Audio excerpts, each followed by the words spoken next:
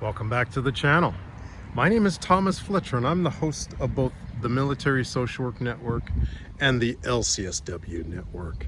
If you're new to both of my channels, please do me a favor by smashing that like button, by subscribing to the channels, and by sharing this video with your social work colleagues and friends.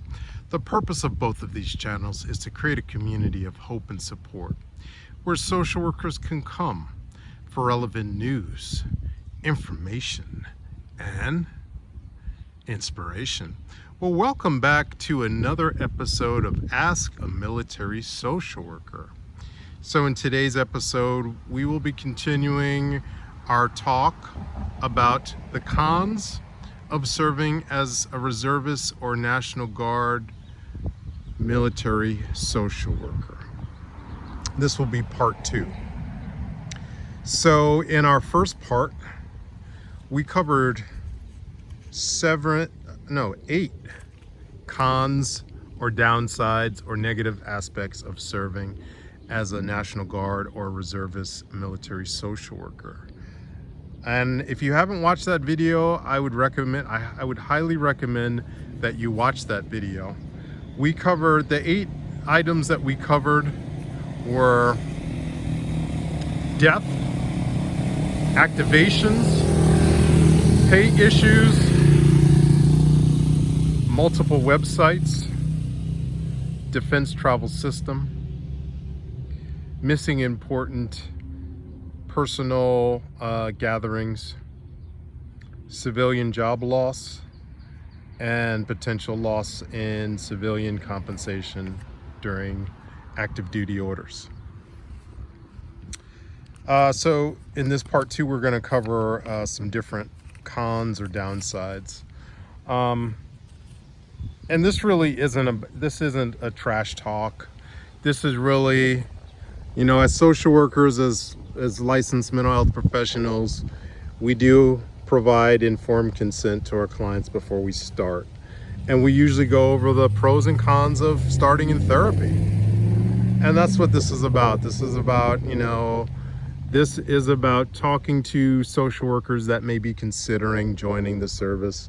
You will not hear your recruiter tell you any of these cons, but I am a military social worker. So let me just briefly review my credentials with all of you. So I am a military social worker that has over 22 years of experience as a military social worker, civilian military social worker in the Department of Veterans Affairs. And I have over 14 years of experience as a uniformed military social worker in the reserve components of the U.S. Army, serving in both the California Army National Guard for over 11 years, and now currently serving in the U.S. Army Reserves for almost 3 years. Okay. And my regular disclaimer, this video is not being endorsed, sponsored, or promoted by any governmental or military agencies, and the views and opinions stated in this video are mine alone. All right, so let's cover part 2 of the cons of serving as a military social worker and any of the reserve components, because this could apply to not only the Army, but this could also apply to serving as a military social worker in the Air Force Reserves, Air National Guard, USNAVY Reserves, etc., etc. So the first one I identified for this video is annual training requirements. So annual training requirements are usually 2 weeks. Usually they're in the summer, but they could really happen any time of the year, where you are put on active duty orders for training. And depending on what type of unit you're in, you could be staying in the field. And during my 11 years in the California Army National Guard, we did a lot of field annual trainings where we set up the big tents and we were sleeping on cots. And it's good training. Don't get me wrong, it's good training for whenever you may get activated or deployed and you have to travel downrange. But it's something just for you to be aware of. And you know, especially if you're serving in the Army, the accommodations are not going to be what you're used to, especially if you're not prior enlisted. If you're in the Air Force, we kind of joke about, you know, and the Air Force, they make the same jokes about how Army posts are not up to their standards, right? So there's always jokes about how Air Force has to stay in the Marriott or the Hilton. So if you are in the Air Force, the accommodations will be at a higher level than that they would be in the Army. That's fact. That's fact. But aside from the accommodations, I kind of talked about this in part 1. Depending on where you are working as a civilian, you may again experience a loss in compensation during those 2 weeks. I have talked about a benefit of being a dual federal social worker, and that benefit is paid military leave. So if you are a civilian working in any federal agency and you're a reservist or National Guard service member, you may not experience that loss in compensation. In fact, you would be double dipping, right? But if you are in private practice, let's say you're in a solo private practice as an LCSW and you don't have a partner, you don't have associates, you're going to lose money those 2 weeks that you're on active duty annual training orders, right? I've worked with a psychiatrist in my current unit, and he has a solo practice, and when he has to do annual training, he's losing money, right? He doesn't get paid military leave from his practice, right? So that is definitely a con if you're not a federal employee, civilian federal employee, when attending annual trainings. Okay. The next con that I've identified in this video is annual periodic health assessments, PHAs. So why do I say this is a con? In some units, you may be able to experience your PHA during TPU training or in active duty training, MDA training on the National Guard side. And in that situation, this is not a con, because they're gonna do your, depending on your age, you may have to do fasting labs. But they're going to check your eyes out, they're going to check your hearing, they're going to do dental. And when your unit is able to bring in the contracting agency, whether it's Leidos or QTC or whatever contractor the Army or the military is using for your particular unit, it's a wonderful thing. But I've experienced over the last couple of years in my current unit that they haven't been able to secure the providers who do the PHAs, and we have to use our own time. We have to take time out from our civilian employment to take care. Matter of fact, I had to do that this past December. I had to take off time from my civilian employment to take care of my PHA, the dental, the vision, the hearing. So that is a con. That is a con, because now you have to take time off from your civilian employment, and if you don't have paid leave from as a federal employee, as a state employee, or as a county employee, that's money that's coming out of your pocket to take care of these mandatory annual periodic health assessments. Okay. The next con that I've identified in this video is potential burnout from working weekends and weekdays continuously. So let me tell you what I mean by that. Generally speaking, when we do IDTs, the inactive duty trainings are usually Friday, Saturday.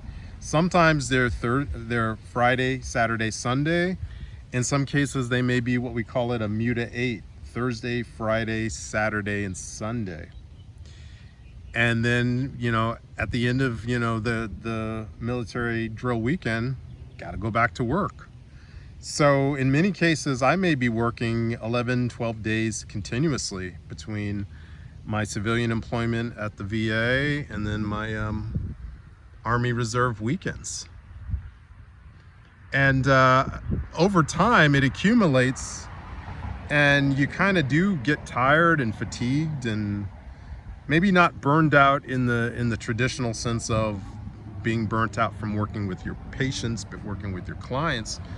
But especially if you, I mean, I have a very long commute in my civilian. One of the pros of my current unit, so I'm throwing in a bonus here. One of the pros, and we'll talk about this in a different video, but one of the pros that I have with my current Army Reserve unit is I live 11 to 12 miles away from that unit. So driving to my IDT weekends is easy. It's my civilian employment, which is, you could call it stressful, because, you know, I usually will spend 2 hours driving home in the evenings.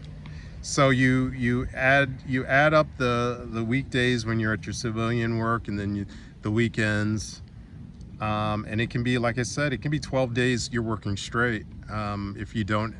If you don't take precautions. Like this year, I've been intentional about scheduling time off from my civilian employment after, you know, a long, you know, after working 10 days straight, 11 days straight. I mean, that's still a lot. That's still a lot. But in the past, I didn't do that. In the past, I would just suck it up, you know? So that's definitely a con that you have to be aware of if you're really thinking about signing up to be a reservist or National Guard service member, military social worker. Here's another one. This one is a less commonly known, and this is actually a con that I only recently learned about. So if you want to do any type of foreign travel on your own time outside of, in between your military drill weekends, you have to get permission from your command. Yes, that is right. You have to first let your commander know, like, hey, I'm going on this trip. I'm going to be traveling with my family, and we're going to be out of the country. And then your commander will let you know, okay, well, you have to contact this person, and then this person will send you a foreign travel packet, which involves a lot. There's a lot. Again, this is actually kind of related to my last video where I talked about all the different websites. You know, there's trainings that you have to complete. You have to complete an anti-terrorism training, a survival, evasion, resistant, escape, SERE, S-E-R-E. You have to complete that training. You have to complete a risk assessment worksheet.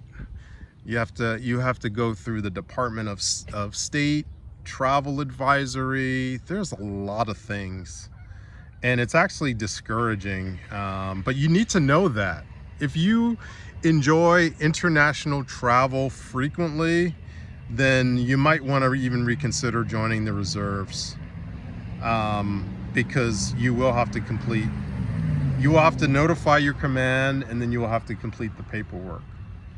And I don't know what they would do if you didn't tell them, but let's say you got in trouble overseas, and you know, that could really hurt you if you didn't notify and you didn't fill out all the paperwork. So that's definitely, it might not be a common, you know, not everybody may be into international travel, but it's something to know if you're really thinking about joining as a reservist or a National Guard service member. And, you know, if you're active duty, you have to fill out similar paperwork, but, you know, they call it going on liberty. So it's kind of the same in both areas, but it's something you need to know. All right, next downside of being a reservist, National Guard service member, military social worker, is applying for your military schools, and then having, again, take time off from your civilian employment to attend these military schools. Specifically, if you are an officer, you have to attend what's called Basic Officer Leadership Course. For reservists and National Guard service members, that's about 3.5 weeks down at Fort Sam, Joint Base Sam Houston in Texas, San Antonio, Texas. Actually, Joint Base San Antonio is what they call it now, but you know, if you're old school, you know it as Fort Sam, right? But it's actually occupied by the Army and the Air Force, right? That's why it's a joint base.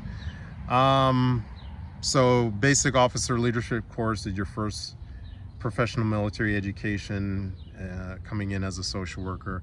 Your next level of professional military education will be Captain's Career Course, which is also at Joint Base San Antonio, specifically taught next door at Trinity University. And then after that, your next professional military education is ILE,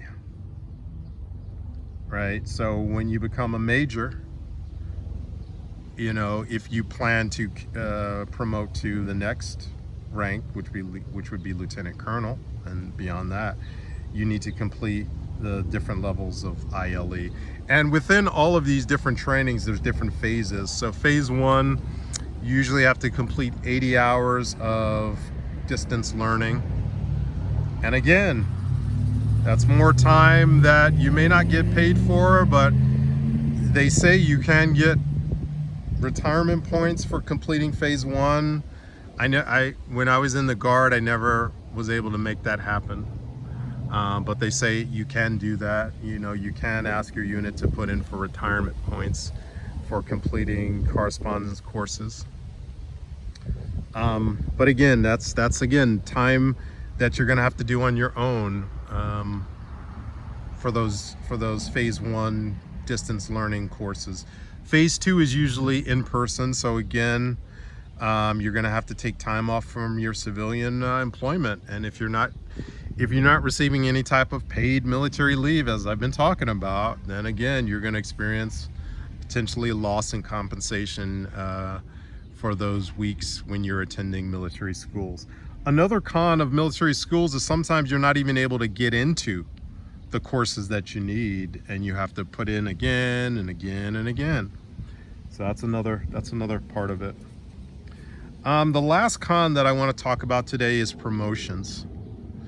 And this is something that I've experienced in my 14+ year career as a military social worker in the reserve component of the U.S. Army. So when you come in, when you get direct commissioned into the military, they're going to give you what's called constructive credits for your years of experience as a licensed, as a clinician that has an advanced practice license. So why am I splitting hairs about advanced practice license?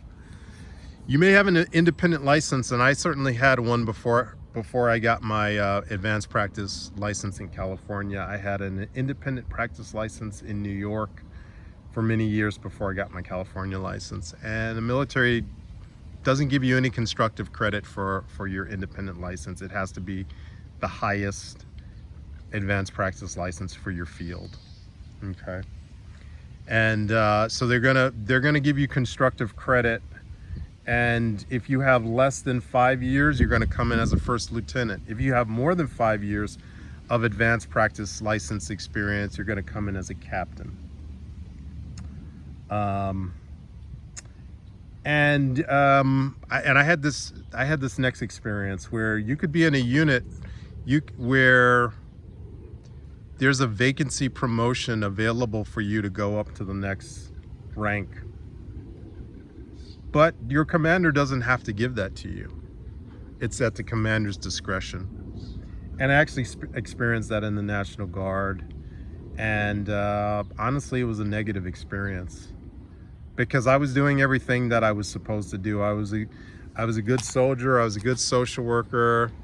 And there was really no objective reason for the commander not to promote me other than that it was not his philosophy, he apparently his command philosophy was he didn't believe in vacancy promotions, even though it was within his power to give me that. And I wasn't the only one, so I didn't over personalize it. There were several of us that were not able to get those vacancy promotions because of this type of commander. But so this happens, and I just wanted you guys to know about that and be ready for that. This may be my last episode on comms. Again, this is not about trash talking the military. This is about providing you with all of the necessary information that you need to make an informed decision about becoming a military social worker in one of the reserve components of the military, whether it's the Army, the Air Force, the Navy, etc., etc. Okay. But despite all of these cons, I continue to serve. Okay, guys. So I do want to end the video on that note. That my philosophy is turn your lemons into lemonade. Right? We overcome, we adapt to challenges, to downsides, to cons. That's my personal philosophy. And my personal goal, again, I've told you several times, I've been serving for over 14 years. My personal goal is to get to 20 and then retire, get my, and I may have to serve a little bit beyond the 20 years just to make sure I get my 20-year letter and then retire. But again, I did want to, over the years, I've talked about a lot of the pros, and there are a lot of pros, and I would ask you to watch previous videos, and I will dedicate a separate video where I'll put all the pros together, because over the years I've kind of spread them out. But I will make that video. But I'm going to stop right here. I want to thank you all for watching this video. For all the social workers and other licensed mental health professionals, thank you for the work that you do every day, for your clients, for your agencies, and for the profession. Please continue to support each other and yourselves. Bye for now.